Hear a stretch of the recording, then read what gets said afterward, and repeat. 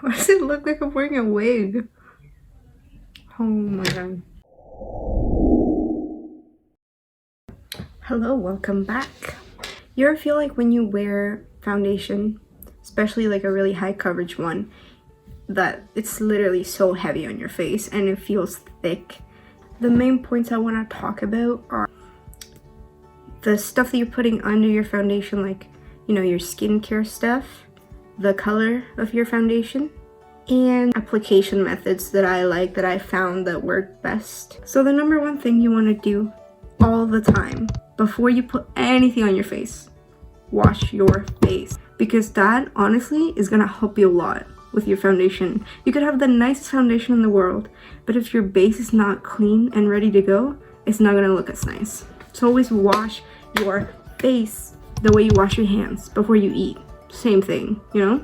Doesn't really have anything to do with that, but you know, just wash your face. Your skin, even if it's oily, has to be moisturized, because what you do when you wash it is it strips away all the oil, right?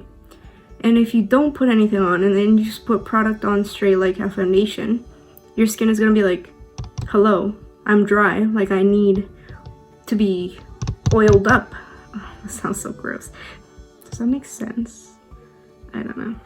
Anyway, after you've moisturized, you actually don't have to put on a primer, but I usually only use it where there's texture. Most people just buy it because they get told, hey, you know, these are the steps to getting like the perfect base for your makeup, and it's not really true. It's just companies selling you things because they can. So listen to me instead and save some money. This foundation is the Makeup Forever Ultra HD. I like this one because it's really lightweight and it's also really buildable. So there's that one. Or you can actually make your own foundation from concealer and moisturizer. It's something that I do all the time, and you can really control how full coverage or light coverage you want it to be. Add more moisturizer to make it more sheer, or just put a tiny bit if you want it to be higher coverage. Okay, now let's talk about color. I've seen one too many times people use the wrong color foundation, because it's just right here, the line of like orange and like yellow, and you're like, girl, that's not your color. So there's basic undertone colors that most people have are yellow, red, and like olive. I don't know if you can tell, but my skin is more yellow. So this is yellow and this is red. You can kind of see that this one has more of a warmth to it, and this one has more like a pinkish tone to it. Most brands have like an R for red and a Y for yellow. Okay, so let's pretend you're at like Sephora or somewhere trying to find the right foundation shade for you, and somebody comes up to you and they're like, oh, do you need help? Just say no. Every time I go, they never get it right anyways, and I end up buying something that doesn't even match me, and it's just a waste of money. So if you just follow these steps, I think you'll be able to do it yourself properly. No shade to the workers there. So basically what you want to do is find foundations, like really look at yourself in the mirror, and you can even grab the foundation, like put it beside your face. As soon as you do that, you can tell if it's too light or too dark for you. Right away I can tell that both are not my color, right? Because this one's too dark, this one is honestly too light. So I'm gonna grab the three that I think are closest to my skin color and grab a little bit of each. Turn to the side, and you're gonna put it right here. Right here. Right here. Sorry, my earring's so big. You know, bigger the hoop, the bigger the heart, so.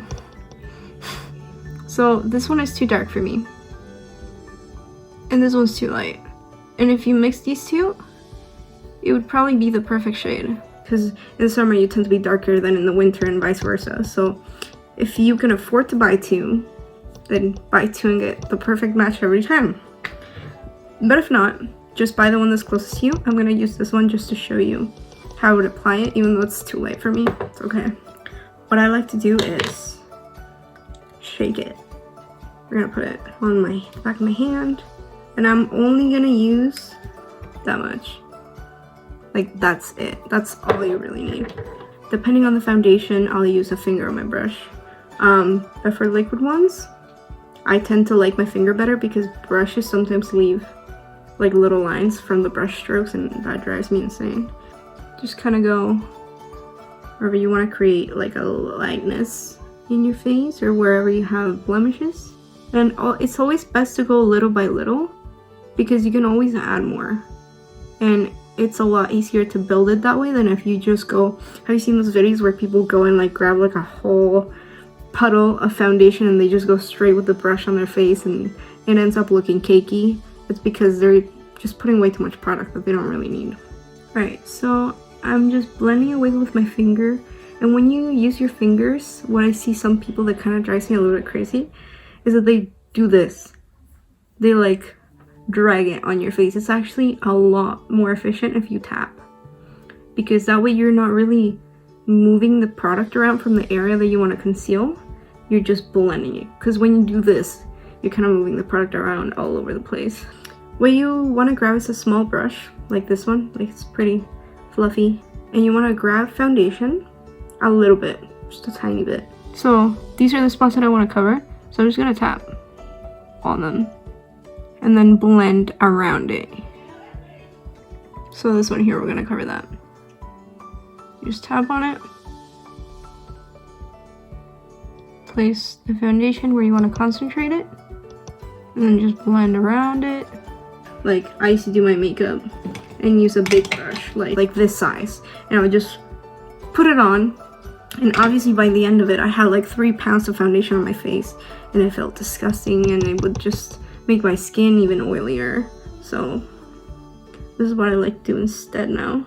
Just cover where you need to. And for the under eye area, if you really want more coverage, if you have really dark circles, you can go in with a concealer after and only put it in the areas that you want to conceal. So yeah, that's what I like to do when I do people's foundation. That's the technique I usually use. Less is more. I like to use setting sprays.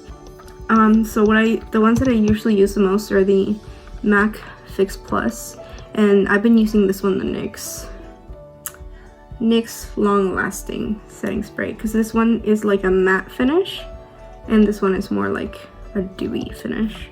So once it's dry, I'll grab my powder, and I'm just gonna powder around my nose area, because that's where I usually get shiny, and where you spot concealed if you want to make sure that it won't rub off. And that's all the powder you really, unless it's like a night out or something and you really want to make sure that it stays, because you're gonna be, you know, sweating and in the club or something, then I would powder a bit more. To fix the paleness, I'm just gonna grab a bit of bronzer. This one is Bare Minerals Invisible Bronze. So I'm basically going in like a 3 on my jaw, on my cheekbone area, cheek hollow, in here to blend it, and on the forehead. So it's like a 3. That's the best way that I like to use for bronzer. So I'm just gonna go in with blush. Just the same for the blush. You want to go in that kind of 3 motion. So that's what you want to do if your foundation's a little bit too light. Now, it's always better to buy foundation that it's slightly lighter than your skin tone than darker, because when you buy something that's darker than your neck, there's no real way of fixing that. So I hope that these tips help you make your foundation look a little bit more like skin rather than a mask. Unless that's the look you're going for, then, you know, do your own thing. You know your own skin. You can do whatever look you like. What else? I feel like I talked a lot in this video, and I feel like most people didn't make it this far. But if you did, then thank you. I get annoyed with my own voice. Like, when I'm editing these videos, I sit for hours just listening to myself, and then I don't know how you do it. I know I'm still kind of figuring out the whole recording thing, and my sound's probably not that great, and my light, I got a better light now, but I feel like it's too bright, and my room just looks a little weird in the background, but I'm trying my best. I'm trying to figure out things as I go. I appreciate all the support, you know, even watching the video at all. I appreciate my 18 subscribers that I have. Love you to death. And remember that texture on skin is normal. Just because your skin has texture doesn't mean you did anything wrong. Doesn't mean that there's anything wrong with your face or with you or anything like that.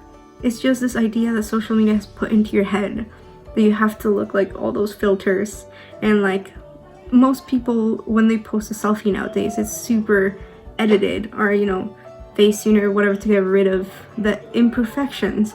But honestly, it's normal, it's natural. Natural is beauty. Your beauty that's already there, because I'm sure you're fucking beautiful and you don't think you are, but you are. Listen to me. Makeup is only supposed to enhance that, not change your face. You don't have to change your face, because I'm sure you're beautiful the way you are, you know? So shut up, stop looking in the mirror, stop looking at social media and feeling sad because your foundation doesn't look flawless like it does in the pictures, because it doesn't look like that in real life anyway. Oh, I just got so heated. That was my little rant for you. But yeah, there you go. That's how I'm gonna end this video. Thanks for watching. See you next time.